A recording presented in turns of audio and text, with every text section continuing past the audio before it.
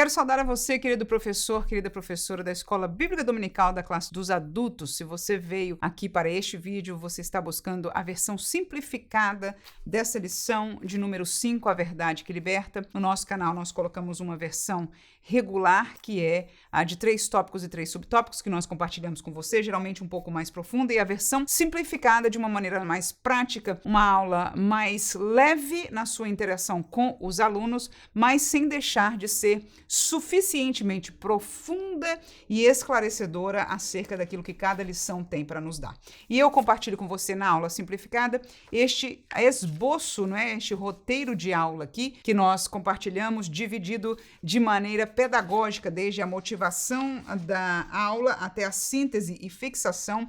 E como motivação deste tema, a verdade que liberta, eu escrevi o seguinte aí para você: a sabedoria humana nos oferece verdade, sim ou não? O mundo diz, olha, isso é verdade, isso não é verdade, e etc. Nos oferece. Claro que hoje em dia nós escutamos mais a realidade da minha verdade, ou eu vejo assim, eu penso assim, mas sendo pessoal ou de um grupo que represente, o mundo oferece algumas verdades. Sigo aqui. Mas como para cada afirmação só existe uma verdade, ou seja, uma coisa não pode ser certa e errada ao mesmo tempo. Então, por exemplo, se para chegar na igreja você tem que virar naquela rua à direita, você não pode dizer que para chegar na igreja você tem que virar naquela rua para a esquerda. Essas são duas coisas que são contrárias por natureza. Então, eu sei que este começo é desafiante, mas é bem interessante se você e eu tivermos a capacidade de fazê-los entender isso. E talvez você tenha um exemplo melhor para dar neste momento. Pense aí, porque fazer a pessoa entender isso é muito importante, né? Que uma coisa não pode estar certa e errada ao mesmo tempo, então a verdade de Deus tem que ser superior. Portanto, é o seguinte, alguém diz, olha, a verdade é essa. Vamos dar um exemplo histórico, científico. Por muitos e muitos anos, historicamente, as pessoas acreditavam que a Terra era quadrada, ok? Então, a verdade popular era que a Terra era quadrada. Até que veio alguém doido para o tempo, achavam que ele era completamente maluco de falar uma coisa dessa. A Terra disse que a Terra é o quê? Era redonda.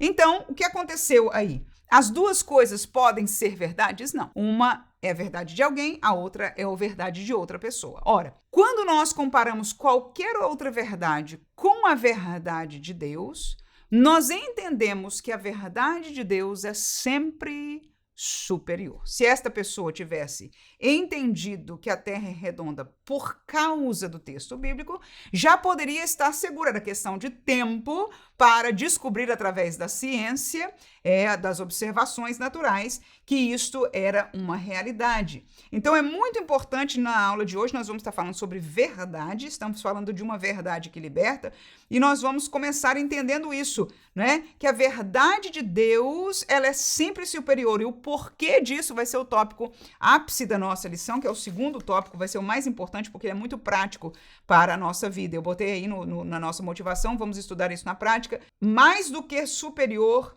vamos aprender hoje que ela liberta. A liberdade é a maior bênção que alguém pode ter. Isso é outro valor que vale nos trazer à tona neste sentimento no começo da aula. Boa coisa é ser livre. E para entender melhor a liberdade, é bom pensar no contrário, na prisão, né? Ruim é você ser escravo, ruim é você ser preso numa situação. Toda posição de liberdade ela é sempre mais positiva para nós seres humanos. 3 objetivos na aula.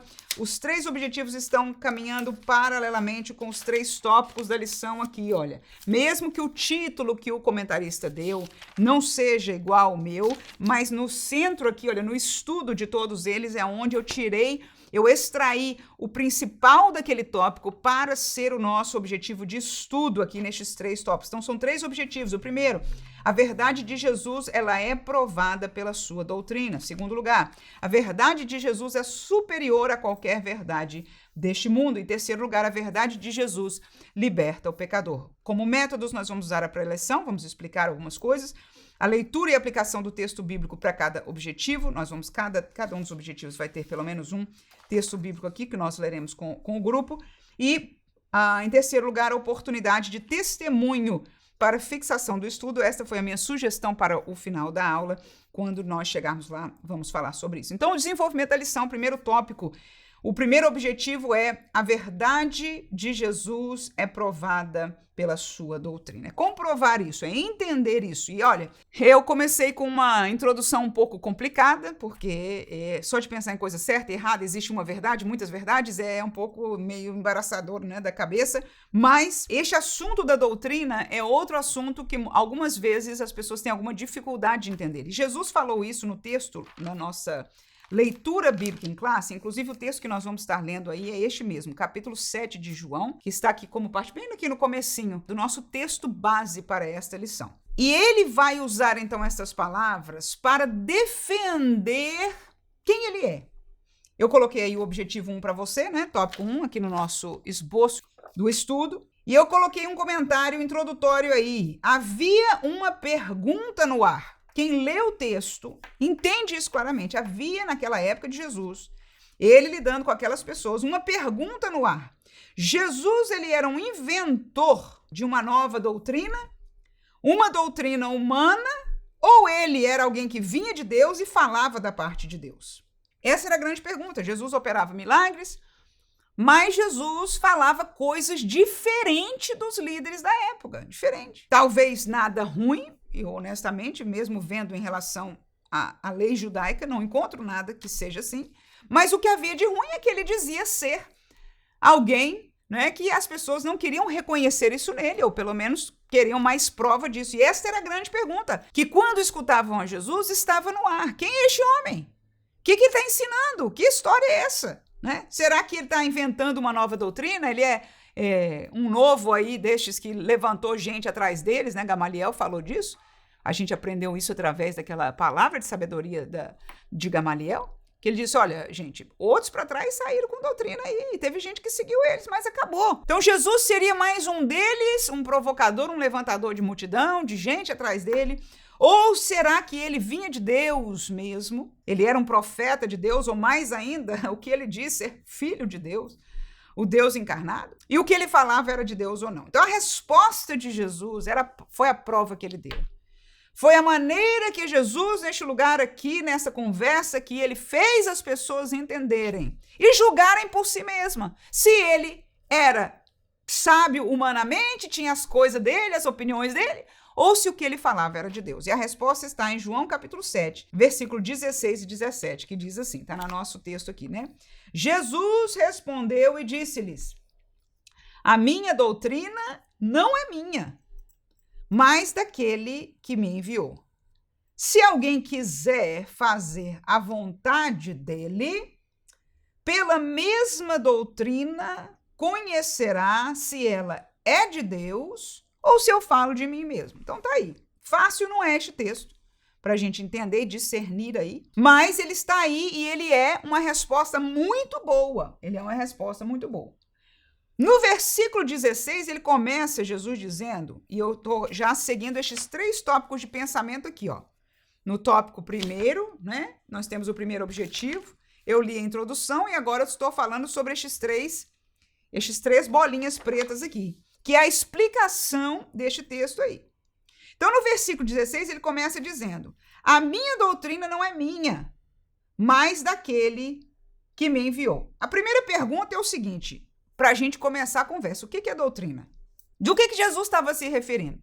Alguns de nós, por exemplo, pensam que doutrina é usos e costumes, saia comprida, ou blusa, ou gravata, e etc. Isso não é classicamente o entendimento da palavra doutrina.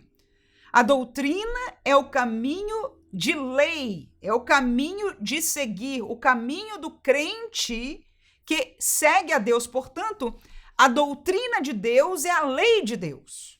A doutrina de Cristo é a lei de Cristo. E Cristo tinha lei? Sim. Sim. A abertura desta porta é Jesus, a porta da graça.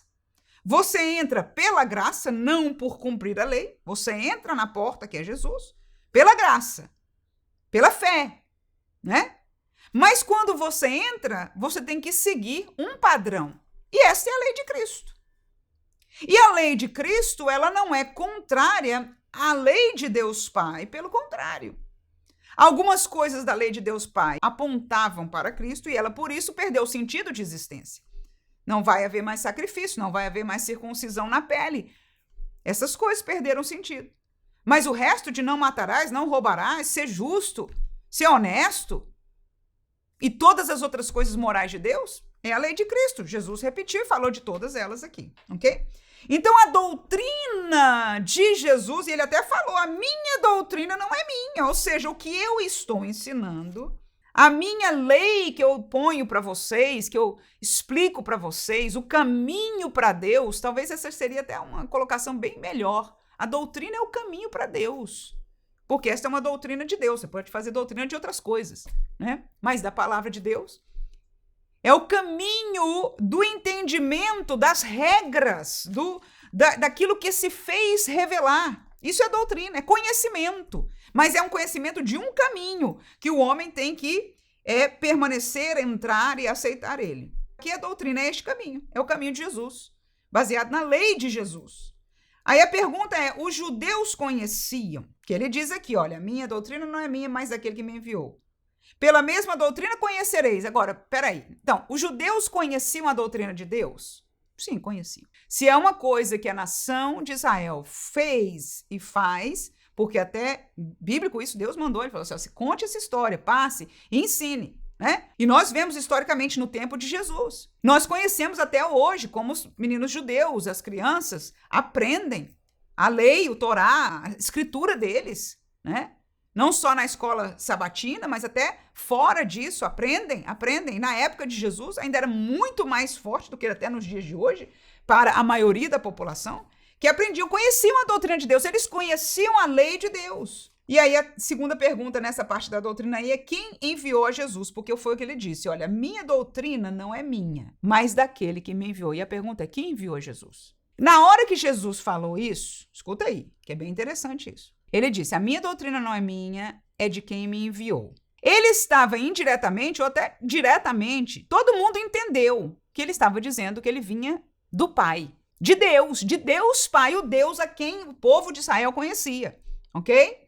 Então ele diz, a minha doutrina, ou seja, o ensino que eu estou trazendo para vocês, essas palavras, esse caminho, essas regras, essa pregação que eu estou fazendo, não é minha, gente. É daquele que me enviou. Então nós já respondemos a pergunta, o que é a doutrina? É a pregação, é a lei, é o caminho de Deus. Os judeus conheciam a do Pai? Conheciam. Quem enviou a Jesus? Supostamente Jesus está dizendo que foi o Pai. Mas vamos seguir aí. No versículo 17, ele começa dizendo, se alguém quiser fazer a vontade dele. Okay, então, no 16, ele disse indiretamente, eu venho dele. Ok? Estamos juntos? Mas no 17, ele diz, se alguém quiser fazer a vontade dele. E aí a pergunta é, quem é que queria fazer a vontade de Deus? Teoricamente, todos aqueles que estavam escutando Jesus. Eles podiam não querer nada com Jesus, escute por favor, mas eles como judeus, eles queriam obedecer, fazer a vontade de Deus Pai. Todos acreditavam que queriam. Portanto, eles deviam reconhecer que a doutrina de Jesus, que Jesus ensinava, era a mesma que de Deus. Ou seja, primeiro, eles aprendiam doutrina de Deus desde criança. Sim ou não? Estamos juntos? Sim. Eles queriam fazer a vontade de Deus. Sim ou não? Sim. Ora, Jesus colocou-lo em xeque-mate. Ele diz, olha, vocês conhecem a doutrina de Deus? Eu estou dizendo, a minha doutrina não é minha, é dele. Aí ele diz, pela mesma doutrina é como vocês vão conhecer se ela é de Deus ou não. Ou seja, agora que eu estou dizendo isso, concluam vocês. Vocês não já observaram o que eu falei? Me diga alguém, por favor, se eu falei alguma coisa que não é em concordância com a doutrina de Deus que vocês conhecem. Ora, se eu estou falando a doutrina de Deus que vocês reconhecem, então eu sou de Deus, gente. Você quer reconhecer? Se eu sou de Deus, se eu falo da parte de Deus ou se eu falo de mim mesmo, porque essa era a grande questão. Ele fala dele mesmo ou ele está falando da parte de Deus? Ele é um profeta ou ele é de Deus ou não? Então concluam. Essa foi a colocação de Jesus. E eu pus aí no finalzinho dizendo, essa é uma conclusão muito importante para nós. Hoje, inclusive, quando nós queremos discernir se uma palavra, se uma profecia, se uma canção, se um pregador, se um professor é ou não é de Deus. Como se conclui? Verificamos se a sua doutrina combina com a doutrina de Deus, com a Bíblia Sagrada. Pronto. A pergunta maior agora, indireta para nós aqui dos nossos dias, é se a gente conhece a Bíblia Sagrada. Por quê? A doutrina, o caminho, o sim ou não de Deus, o como seguir a Deus. Então, Jesus disse, você quer saber de onde eu sou, de que fonte eu sou? Olhe para a mesma doutrina que eu falo. E nós aprendemos, então, esta lição para nós. Quer saber se esta profecia é de Deus? O primeiro teste é compará-la com a palavra de Deus. Agora, para isso, graças a Deus que você está na escola dominical, é você, né? Professor dizendo para o seu aluno, que Deus te abençoe, te enriqueça de conhecimento e entendimento, porque somente pela palavra nós poderemos entender, discernir e estarmos livres de qualquer engano. Amém? Tópico número 2. Objetivo 2 está no tópico 2. A verdade de Jesus é superior a qualquer verdade deste mundo. É superior à filosofia, é superior à ciência e é superior ao ocultismo. Apesar dessas palavras aí um pouco difíceis, este é o tema ou o tópico mais prático e mais profundo por causa da aplicação para nós. Ou seja, nós, aquilo que a gente falou na introdução, nós somos bombardeados com verdades. O jornal que nós assistimos, né, o noticiário, fala de como eles veem e a ótica que ele vê é a verdade para ele. Nós olhamos para as pessoas, nós ouvimos os intelectuais, enfim, por todo lado alguém vem dizer o que descobriu ser verdade. Nós mesmos vamos descobrindo as nossas verdades e o mundo propõe uma série de verdades para nós e parece que quem fala mais alto ganha na questão do mundo. No entanto, aleluia, nós temos uma revelação que Deus nos presenteou.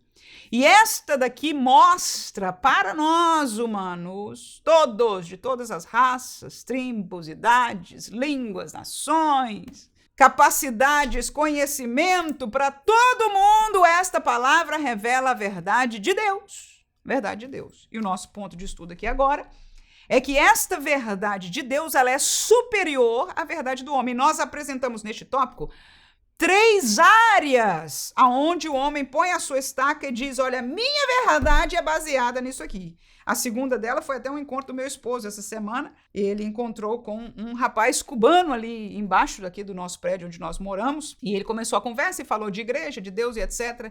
E ele diz, eu creio, a minha verdade é a ciência, né? Nós já tivemos outro rapaz que veio aqui também consertar alguma coisa, começamos uma conversa evangelística, não é? E ele, a sua verdade é filosófica, casada com a ciência, ou seja, o mundo tem as suas verdades, onde a pessoa diz o que eu creio é isso e isso é verdade para mim. Então, olha lá, no primeiro tópico nós vamos falar que a verdade de Deus, ela é superior à filosofia. Porque a filosofia, ou seja, os pensamentos profundos do homem, os homens que estão nas universidades pensando em entender as realidades da humanidade, da política, da ética do homem, enfim, essas palavras difíceis que esse pessoal que fica em universidade pensando e escrevendo, né?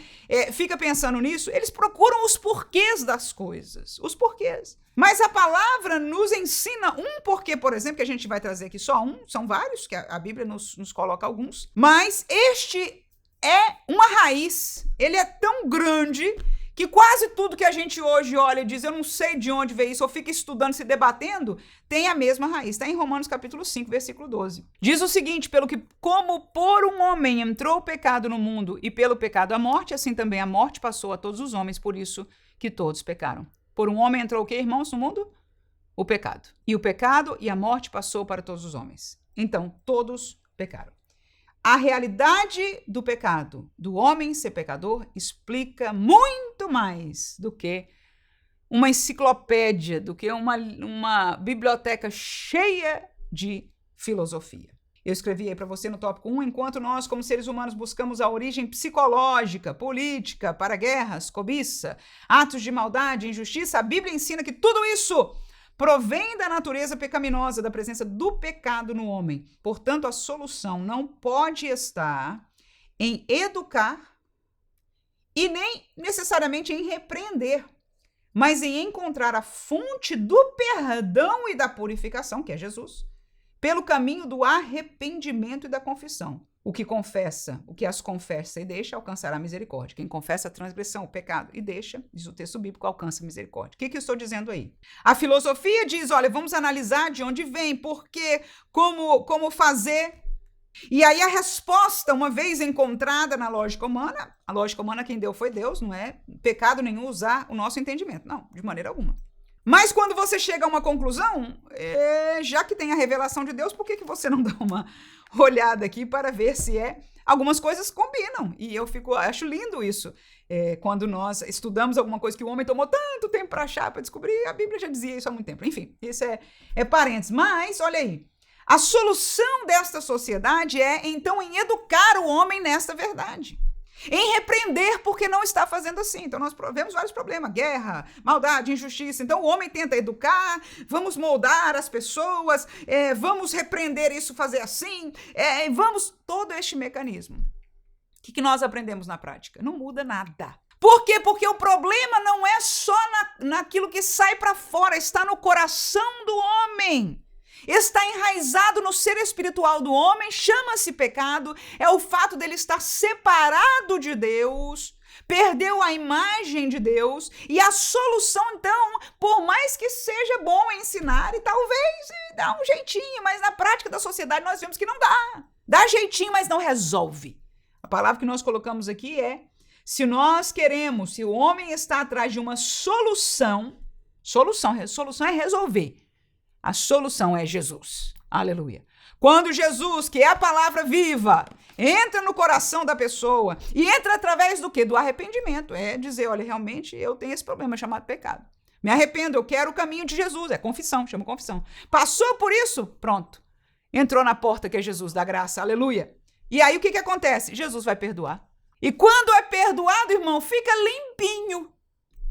E ainda tem o processo de purificação, que ele começa a uma purificação imediata, que te faz limpo diante de Deus. Você, naquele momento, aceitou Jesus e vai para o céu, naquele momento. Mas tem um processo de purificação de vida, que essa doutrina vai ensinando para a gente, né? A gente é crente de vez em quando ainda, porque está na carne humana, que é ali, a Bíblia vai chamando a atenção, e aquele que teme ao Senhor se mantém nela, e chega ao céu aquele que se mantém no caminho apertado da doutrina de Deus. Quem diz amém? Então, o que eu quero concluir neste primeiro é que a filosofia busca respostas, mas a resposta da palavra ela é superior. E a resposta da palavra principal é a realidade do pecado. Enquanto o mundo está tentando solucionar de toda maneira, se eles quisessem uma solução verdadeira, eles encontrariam no sangue de Jesus, que perdoa e purifica o problema do homem, que é o pecado, transforma o homem. Em segundo lugar, a verdade de Deus é superior à ciência. Gênesis 1:1, um texto conhecido de todos nós, né? No princípio, o que diz? Criou Deus os céus e a terra, tá aí. Nós, pela Bíblia, diz a verdade de Deus, quem criou é Deus, e quem criou sabe o que fez. Amém? Eu acho tão engraçado, de vez em quando aparece algum desse na minha frente, que tenta ensinar ou tenta comentar com um engenheiro ou com alguém super capacitado. A pessoa inventou aquilo ou tem, enfim, uma vida de experiência, e o sujeito que nasceu ontem ou que não tem nada, simplesmente entra na conversa e fala como que estivesse ensinando. Eu fico boquiaberto. Mas isso é o homem diante de Deus. Deus é que criou tudo, irmão. Deus conhece a natureza dos átomos, das coisas mais pequenas aqui, que o homem até hoje está conhecendo, e cada dia mais pesquisa, mais conhece mais coisa nova. Quem criou isso num momento só foi Deus. E ele conhece tudo, irmão. Ah, mas e a parte psicológica? Conhece tudo, irmãos. Leia a Bíblia, leia os Salmos. Então, a verdade de Deus ela é superior à ciência. A ciência, por natureza, e aí vai dependendo do grupo que você esteja ensinando, quanto mais simples você tem que trazer essa realidade mais simples, mas eu vou deixar você trazer isto, né, na prática, eu vou falar para você num nível mais médio, mas mais simples. A natureza da ciência, ou seja, aqueles que são cientistas, que vão para a escola estudar ciência, a natureza dela é experimental, ela observa. O cientista, ele tem uma ideia, e aí ele começa a observar e a testar para ver se aquilo funciona sempre assim. Se funcionar, ele até muda uma coisa ou outra para ver se ainda funciona daquilo que ele pensou que era assim. Se funcionar daquele maneiro, então ele escreve uma teoria. E ele diz, olha, na ciência funciona isso aqui funciona assim. E é assim que a ciência funciona. Inclusive, as novas ciências da área da psicologia, que a psicologia ela é em parte ciência, em parte não, mas a parte científica da psicologia é da mesma maneira, é observar. É observar como as pessoas se comportam e provar, testa em muitas pessoas. Se fizer isso, se falar assim, o que acontece? Então, este teste é uma realidade. Ela, como ciência, não pode criar nenhum elemento. Deus foi quem criou tudo. Aquele que criou, sem dúvida, sabe mais. Ele sabe o que é verdade quanto à sua criação e o homem somente tenta encontrar esta verdade. Então, com isso, nós descobrimos o quê? Comprovamos. Por que Deus é superior, a verdade de Deus é superior à ciência? Porque ele criou a ciência, irmão. Ele criou tudo que a ciência observa. O Deus criou e a ciência faz o quê? Observa e teoriza. Amém? Terceiro lugar, Deus é superior ao ocultismo, aos demônios, à magia, toda sorte de operação de espíritos que existam por aí. Existem, infelizmente, tem. E por causa da televisão, da internet, nossos filhos são expostos e têm sido cada vez mais expostos ao ocultismo, à demonologia, desde muito cedo. Mas a verdade de Deus, e eu gosto desse tópico porque não é só a verdade de Deus. A verdade de Deus e o poder de Deus é superior. Vamos ler? Gênesis 3, 4 e 15. Diz o texto aí, então a serpente, quem estava usando a serpente era Satanás, disse à mulher, certamente não morrereis. Versículo 15. E porém inimizade, é Deus dizendo à serpente, e porém inimizade entre ti e a mulher, e entre a tua semente e a sua semente, esta te ferirá a cabeça e tu lhe ferirás o calcanhar. Então, primeira coisa que nós vemos aí é que a serpente é mentirosa desde o princípio. Ou seja, o mundo espiritual contrário ao de Deus, e era Satanás ali. Era contra. Tem gente tentando defender Satanás agora. Entendi. Nos dias de hoje, irmão, tem gente religiosa por aí que está tentando fazer de Deus o vilão e Satanás o herói nessa história. Absurdos. Vivemos dias absurdos. Mas, pois bem, Deus diz para Adão, se comer, morre. Simples. A serpente disse à mulher, você fique tranquila, não vai morrer. Mentiroso. Faz a mesma coisa até hoje. Então, todo o ocultismo, todo o mover de outro espírito ou espíritos que não são de Deus são baseados na mentira.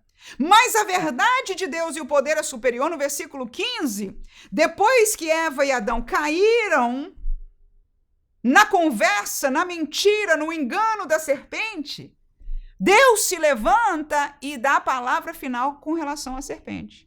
Diz, o teu reinado, o teu ganho é por agora. Eu já estou declarando que vai chegar o dia que se levantará aleluia, que pisará o teu poder, o teu mandato. Este mesmo foi falar com Jesus. Olha, tudo isso aqui é meu. Lembra da tentação? Mas Jesus não caiu, não passou, mas foi aquele que sim esmagou a cabeça da serpente naquela cruz. Êxodo capítulo 8, versículo 18. O texto diz, e os magos fizeram também assim com os seus encantamentos para produzirem piolhos, mas não puderam. E havia piolhos nos homens e no gado. O que é isso aí? É das pragas, lembra das 10 pragas? E algumas pragas, as primeiras pragas, Moisés fazia, porque Deus mandava, dizia, olha, fala que Deus vai mandar praga. E Moisés ia lá para Faraó e falou, olha, Deus mandou dizer que está vindo uma praga aí disso. E acontecia. E aí Faraó virava para os seus magos, para os seus mágicos, para os seus manipuladores espirituais, e dizia, e vocês não podem fazer? Eles e faziam. Mas a partir desta praga aí, não só houve alguma diferenciação em uma ou outra no começo, mas detalhe, a partir dessa daí eles tentaram e já não conseguiram mais fazer. Então o poder de Deus, a verdade de Deus, a palavra de Deus, ela é superior. Ela é superior. Muito importante, professor, que essa palavra seja dita com graça, com autoridade, em nome de Jesus. As pessoas procurando solução espiritual estão aí para todo lado. E incentive os seus alunos a serem boca de Deus, da verdade de Deus, aonde eles convivem. Porque a realidade desta vivência espiritual, como eu disse, que está sendo colocada na vida das pessoas desde a infância, com os desenhos animados, é muita magia, é muito ocultismo, e hoje cada vez mais escândalo, né? No carnaval, lá na França, para todo lado, as coisas demoníacas para todo lado, não é só as coisas que se veem, Qualquer cego hoje vê, mas é as coisas que se veem espiritualmente.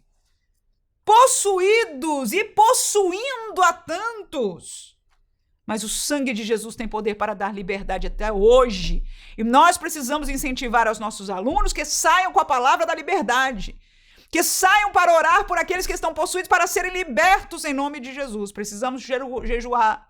Precisamos orar. Levante os seus alunos. A aula simplificada pode ser de um grupo muito simples. São simples, pouca teologia, mas cheios ainda do temor de Deus.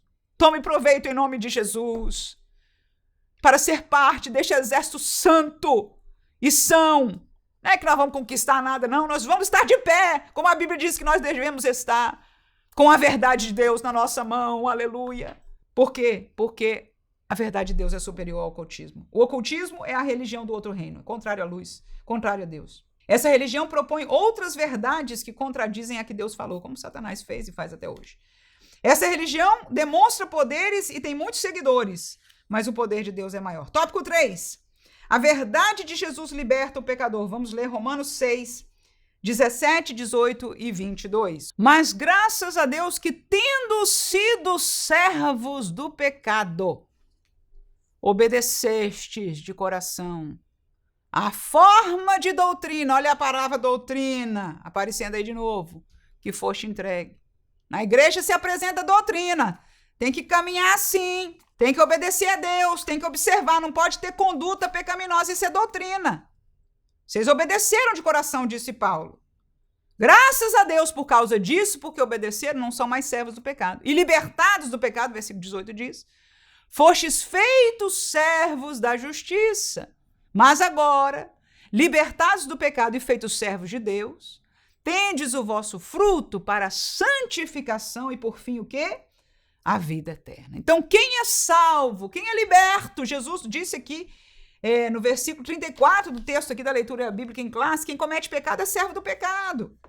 Mas quem foi libertado da escravidão, servo é escravo. Quem foi libertado da escravidão porque decidiu obedecer à doutrina. Nós hoje, como crente, queremos pregar um evangelho que diz assim, não, a igreja já não manda mais e ninguém tem que fazer. Não é assim? As nossas igrejas ninguém tem mais que fazer mais nada. E se alguém tem um pastor daqueles que ainda tenta segurar a rédea um pouco, tá descabelando, dizer pastor e etc. Se o senhor fizer isso, os meninos não ficam e tal. A verdade é que a igreja nunca fez. A igreja, por um tempo, foi obediente de viver e ensinar a doutrina de Jesus. Significa, pela lógica mais simples, que eu estou querendo dizer que a igreja hoje, em sua maioria, está desobediente à doutrina e está se negando a ensinar estes caminhos de Jesus. Mas Paulo aí diz, olha, vocês que estão aqui, eram os crentes que estavam na frente dele. Vocês foram libertados do pecado porque vocês receberam de coração a doutrina. O caminho apertado. Tá aí. Então, irmãos, eu e você, porque eu tô junto com você nessa daí. Eu vivo no mesmo mundo. Eu também quero trazer gente para a igreja. Para piorar a história, agora eu sou missionária. Missionária, abrimos uma igreja, meu esposo. Cidade nova. Nós estamos. E agora? Como é que vai fazer encher de crente? Não é fácil encher com coisa boa, palavra boa? E mantê-los. Ainda tem o encher e aí manter, né? Mas esta é uma palavra maravilhosa que nós estamos hoje. A verdade de Deus, ela é maior e ela ainda liberta. Quem pode dizer amém? Aleluia. Aí Paulo diz, olha, agora que vocês são libertos do pecado, quem está em Deus, que aceitou a doutrina, é livre do pecado. Então, estes que não querem doutrina, nós estamos vendo muitas e muitas igrejas que não estão livres do pecado. Estão dentro de um ambiente chamado igreja, cantando músicas supostamente cristãs, falando bonitinho, levar a Bíblia, não sei, né? Leva talvez só no celular, né? Enfim. Mas, enfim, até pode ser. Mas isso não está vivendo, de que vale? De que vale? Aí Paulo diz, agora vocês libertados do pecado e feitos servos de Deus, têm o vosso fruto, ou seja, o fruto da vida de quem é livre do pecado, é santificação. Mas essa palavra dá até arrepio em crente hoje. Santificação. É quadrada. Ser santo é quadrado, mas o problema é que a Bíblia e o caminho de Deus é este. E tudo bem, quem quiser escolher outro caminho não tem problema nenhum, só não chame de caminho de Deus. A única coisa que nós não podemos fazer é dizer que este caminho que nós estamos querendo escolher ou já escolhemos é o de Deus. Porque aqueles que são libertos do pecado são feitos servos de Deus, têm o fruto deles do dia a dia para santificação. Agora tem uma coisa, o fim deles, diz o texto aí, versículo 22, é a vida eterna. Quem pode dizer amém? Como explicamos, eu vou ler o tópico 3 aqui. Antes, o problema do ser humano é enraizado no pecado. Se alguém toma da água que Jesus dá, não é assim que Jesus falou com aquela mulher? Tomar da água que eu der. Ou seja, crer em sua palavra. Se alguém comer deste pão da vida, não é assim que Jesus falou? Comei deste pão que sou eu, é a minha carne, que simbologicamente é a carne dele. Ou seja, ter comunhão espiritual com ele e com a igreja. Essa pessoa vai encontrar liberdade. Liberdade do quê? Do poder do pecado, da escravidão, liberdade da condenação eterna, tá aí, a vida eterna é o fruto, e liberdade do poder de Satanás, porque a verdade de Deus é maior. Síntese e fixação. A minha proposta é, será que alguém aqui nesta sala de aula tem um testemunho que prova em sua vida que a verdade de Deus é maior do que a filosofia, do que outras religiões, do que a ciência, do que o espiritismo, etc. Encontre e valorize, professor, o momento que esta pessoa se encontrou a verdade de Deus, encontrou-se com a verdade de Deus, né? E como foi a partir da verdade que o caminho da liberdade se abriu. E vamos glorificar que foi pelo poder de Deus que essa pessoa está livre hoje. Ou seja, isso aí é uma palavra para você, professor, uma vez que os testemunhos venham, né? Ajudar a guiar para que seja dinâmico, mas que possa alguém ter vivido esta realidade. Alguém estava preso no ocultismo, no espiritismo, outros eram ateus no sentido de só acreditava na ciência, até que como é que a verdade chegou? E o ponto de nós enfatizarmos é esse. Em algum lugar ele ouviu a verdade de Deus. Em algum lugar ele ouviu a palavra de Deus. Amém? E a partir dali Deus começou, né, este caminho de libertar essa pessoa até que ele se rendeu a Jesus. E se você por acaso não tiver alguém na sua aula para testemunhar, venha pronto com um testemunho seu. E se por acaso você não tem esse testemunho na sua vida, você pode procurar na internet pessoas que eram cientistas, né, que aceitaram a Jesus. Você pode procurar vídeos dos seus testemunhos, de pessoas que vieram enfim, de coisas de ocultismo, tem demais até, né? Mas você pode ter um ou outro aí, sem explorar os detalhes nem da ciência, nem do ocultismo negativo, ou seja, das coisas do mal, mas focando qual foi a palavra que te abriu o olho? Alguns testemunhos, agora só falando isso me lembrei. Coisa simples, mas os irmãos que dão testemunho dizem, olha, quando aquela irmãzinha falou aquilo foi uma palavra que foi como uma bomba no meu coração. E até às vezes eu me pergunto, meu Deus, não faz nem sentido para mim uma pregação uma palavra tão rara, tão bruta, tão feia, tão simples, tão tudo, né? Mas foi aquilo que Deus usou e que é parte da verdade de Deus. Que Deus abençoe você e te dê uma aula muito abençoada. Verdadeiramente é uma aula espiritual quando nós colocamos a verdade de Deus sobre as verdades humanas e até nós crentes, como eu disse, nós estamos fazendo para nós muitas verdades, como os judeus faziam.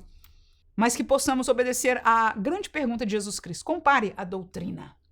Se a nossa doutrina, se a minha doutrina, se a doutrina deste missionário, deste professor, deste pastor, desta igreja, está igual à doutrina de Deus e a de Cristo Jesus. Que Deus ricamente abençoe você, professor da palavra, para continuar sendo este veículo de ensinar a sã palavra e a sã verdade do Senhor, em nome de Jesus. Amém.